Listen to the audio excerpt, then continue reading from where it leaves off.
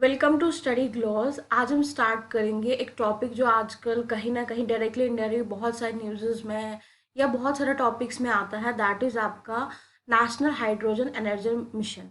अब ये है कि हम ये समझेंगे क्यों न्यूज़ में है और कहीं ना कहीं ये क्यों हर जगह न्यूज़ में रहता है। What's the reason for it.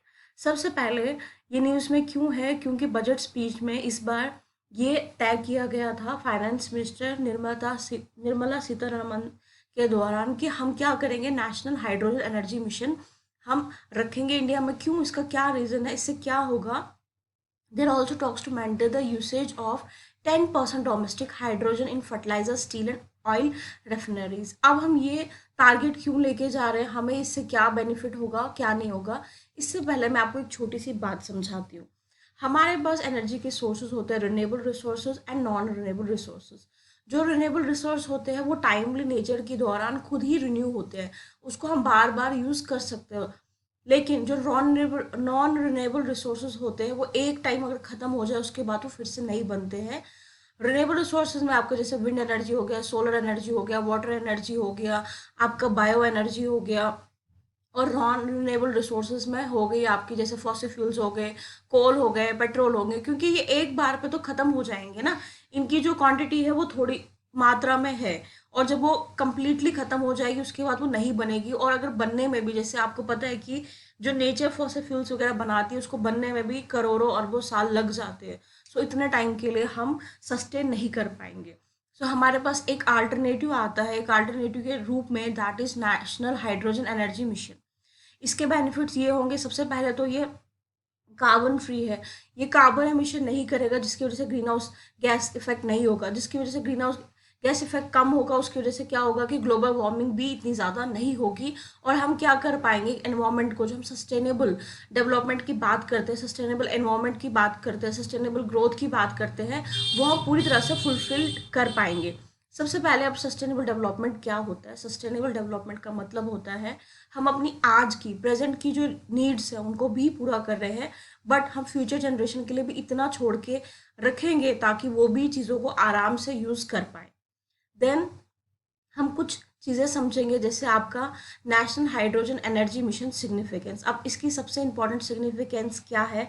सबसे पहले ये एक अल्टरनेटिव फ्यूल है जो फॉसिल फ्यूल्स को रिप्लेस करेगा, उनकी जगह पे यूज़ किया जाएगा।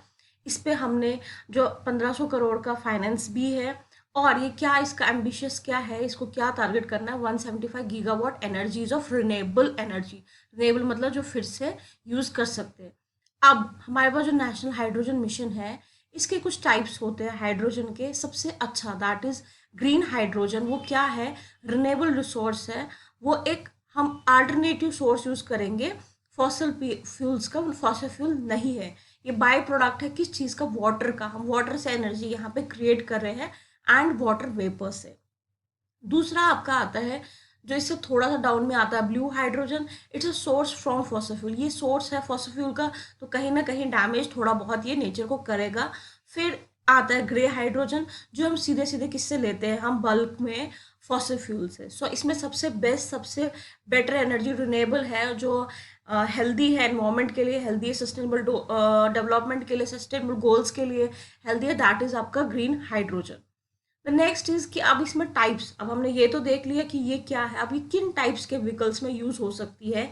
ये स्पेशली डिजाइंड व्हीकल्स होंगी। एक तो ये लो कॉस्ट इकोनॉमी पे भी बेसिस होगी और ये एनवायरनमेंट को भी नुकसान नहीं करेगी। हाइब्रिड इलेक्ट्रिक व्हीकल्स होंगे, बैटरी पावर्ड्स होंगे, जिसमें हम क्या होगा, बैटरी चार्ज होगी और उसमें हाइड्रोजन भी डाल सकते हैं as for fuel consumption. Plug in hybrid vehicles are batteries plus petrol. इसमें दोनों चीज़ें डल सकती है। Fuel cell centric electric vehicles use hydrogen plus hydrogen. So ये स्पेशली डिज़ाइन जो व्हीकल्स होंगे, अभी भी बहुत सारी फॉरेन कंट्रीज़ में ये ऑलरेडी अवेलेबल है। और आपने जो टेस्ला, ये बाकी वो भी बैटरी कार्स है, क्योंकि वो चार्ज होगी या सीएनजी बेसिस पे, ताकि हम ज़्यादा से ज़्यादा एनवायरनमेंट को प्रोटेक्ट कर पाए। और ये एक बहुत अच्छा बेस्ट अल्टरनेटिव साबित होगा। इसके एडवांटेजेस, सबसे पहले तो ये हमें फॉसिल फ्यूल से कंपेयर में सस्ता पड़ेगा। दूसरा, इससे एनवायरनमेंट को दूषित नहीं होगा और ये रिफ्यूल्ड होगा, मतलब इसको हम रिफिल भी कर पाएंगे। और ये बाकी एनर्जीज के कंपेयर में ईजिली अवेलेबल होगा, चीप होगा, और ये एनवायरनमेंट को कोई भी तरीके से हानि नहीं पहुंचाएगा। I hope you understand this concept very clearly.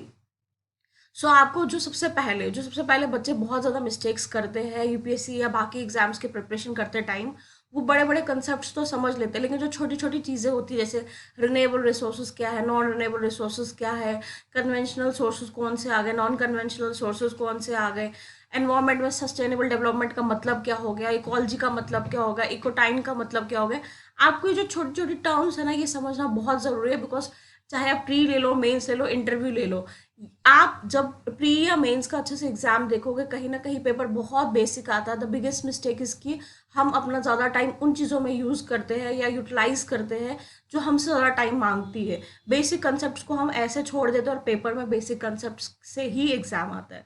So wishing you all the very best, may God bless you all, do your preparation well.